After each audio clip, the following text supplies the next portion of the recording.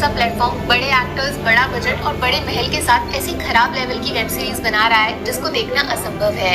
दूसरी तरफ एक next level web series release हुई है जिसको एक बार देखा तो बीच में छोड़ना असंभव होगा। ऐसा हटके कुछ डिफरेंट बहुत टाइम से नहीं देखा होगा। कोई बड़ा महल नहीं, सिर्फ एक छोटे से कमरे में पूरा शो बना दिया। बस 2 एक्टर्स ने मिलकर दिमाग का बाजा बजा दिया। सिर्फ एक वार्निंग, कमजोर दिल वाले दूर रहना भैया। वो ये रिलीज हुआ है डायरेक्ट OTT पे आपके घर, जिसको एकदम फ्री में देख सकते हो आप। कैसे वो थोड़ी देर में बताती हूँ। फिलहाल शो का थोड़ा सा इंट्रोडक्शन कराती हूँ। ये शो बेस्ड है इसी नाम की एक शॉर्ट स्टोरी पे, जिसपे एक बहुत फेमस रेडियो शो का एपिसोड भी आया था जिसने बंगाली ऑडियंस को खूब डराया था। हाँ, तो बहुत छोटी सी वेब सीरीज है ये, जिसका नाम है वो। सिर्फ 6 एपिसोड्स हैं जो 20 मिनट के आसपास लंबे हैं। मतलब 2 घंटे में सीरीज का दी एंड हो जाएगा। और ये पोस्टर देखकर आपको अंदाजा लग ही गया होगा, ये शो हॉरर थ्रिलर है, माने जिसमें सस्पेंस एकदम तगड़ा होगा लेकिन कदम कदम पे डर छुपा होगा। खास बात ये है, वो चीज जो इस शो को बाकी हॉरर कंटेंट से अलग बनाती है वो है इसकी कहानी में डर के पीछे एक पूजा पाठ वाला एंगल। मतलब जिसको इस्तेमाल करके अक्सर लोग भूत को दूर भगाते हैं।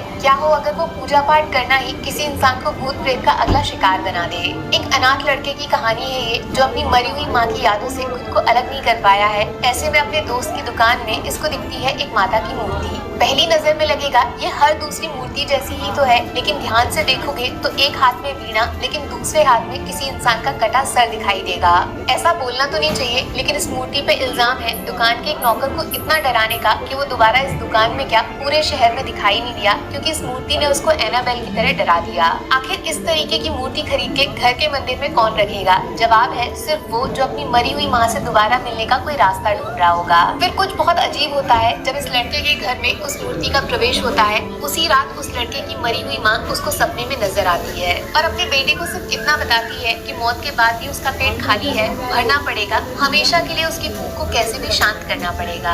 यहाँ से शो में एंट्री होती है एक दूसरे कैरेक्टर की। एक गुमशुदा लड़की है जो इस नए शहर में भटक गई है और जाके इस लड़के की गाड़ी से टकरा गई है। अब कुछ ऐसा बताऊंगी आपको जिसमें यकीन नहीं कर पाओगे। वो मूर्ति जिससे बाकी लोग डरते हैं, उसके अंदर इस लड़के को अपनी माँ के दर्शन होने लगते हैं। लेकिन बात हाथ से तब निकल जाती है जब एक रात इस लड़के की भक्ति से खुश होकर वो मूर्ति इसके हाथों से दिया हुआ खाना खा जाती है। और जानते हो वो खाना किसने बनाया था? समझ तो गए होंगे, वो जो इस कहानी और लड़की की जिंदगी दोनों अपने हाथों से लिखने वाली है। पता है इतना सिंपल सीधा सा सब्जेक्ट इतना खास कैसे बन गया? क्योंकि शो ने टारगेट किया है उस डर को जो बचपन से हमारे अंदर भर गया।